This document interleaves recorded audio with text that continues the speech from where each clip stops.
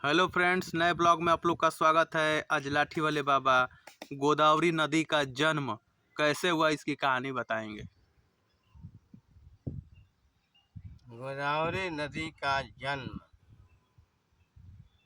गोदावरी नदी महाराष्ट्र जिले में महाराष्ट्र प्रांत के नासा जिले में स्थित है। इनके पीछे एक कहानी है। गौतम ऋषि को एक बार प्रायश्चित लग गया। उन्होंने भगवान शंकर की पूजा करना शुरू किया।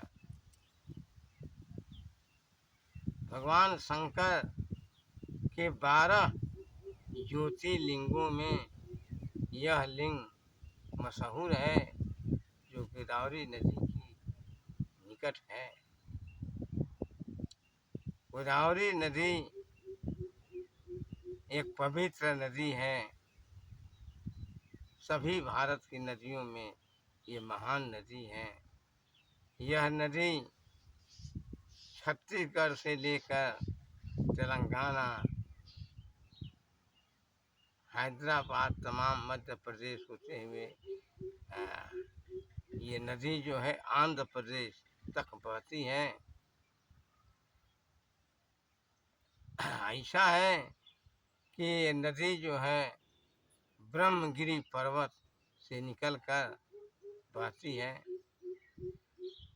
भगवान शंकर की तपस्या से प्रभावित होकर गौतम ऋषि ने शंकर जी से वरदान मांगा कि मैं इस पृथ्वी पर यहाँ पर गंगा नदी को लाना चाहता हूँ कि मेरा प्रायश्चित जो है वो समाप्त हो जाए। शंकर जी बोले कि गंगा नदी पहले ही से पृथ्वी पर आ चुकी है, तो गोदावरी नदी ही आएगी। जब गोदावरी नदी आई तो गौतम ऋषि का अभी शंका दूर नहीं हुआ। गोदावरी नदी समझ गई कि गौतम ऋषि के मन में कुछ शंका है। उन्होंने शिव जी से प्रार्थना की कि आप यहीं पर ज्योतिर्लिंग की स्थापना करें। शंकर भगवान ने अपने तीसरा ज्योतिर्लिंग की स्थापना किए, जो गोदावरी नदी के स्थित है।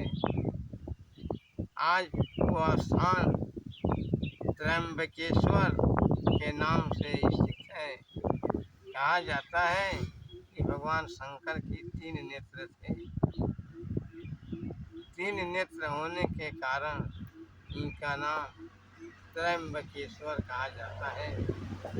आज इसी गोदावरी नदी के किनारे ज्योतिर्लिंग स्थापित हुआ और यह स्थान त्र्यंबकेश्वर के नाम से पुकारा जाता है। यहीं ब्रह्मगिरी पर्वत से गोदावरी नदी निकलती हैं, निकल करके बहती हैं और यहीं पर भगवान शंकर की तीसरी ज्योतिर्लिंग की स्थापना हुई। आज इस नदी में स्नान करने से लोग पवित्र हो जाते हैं, सबकी मनोकामना पूरा हो जाती है। सभी लोग जो अपनी इच्छा को पूरा करना चाहते हैं वो गोदावरी नदी में स्नान करते हैं। वहीं स्नान करके अपनी मनोकामना को पूरा करते हैं। इस तरह से यह गोदावरी नदी भारत की नदियों में पवित्र है। दूसरी बात यह है कि जब भगवान राम वनवास काल में पंचवटी पहुँचे तो इसी गोदावरी नदी के किनारे कुटी बनी। इस कारण भी ये गोदावरी नदी जो है सभी नदियों में पवित्र मानी जाती है। धन्यवाद।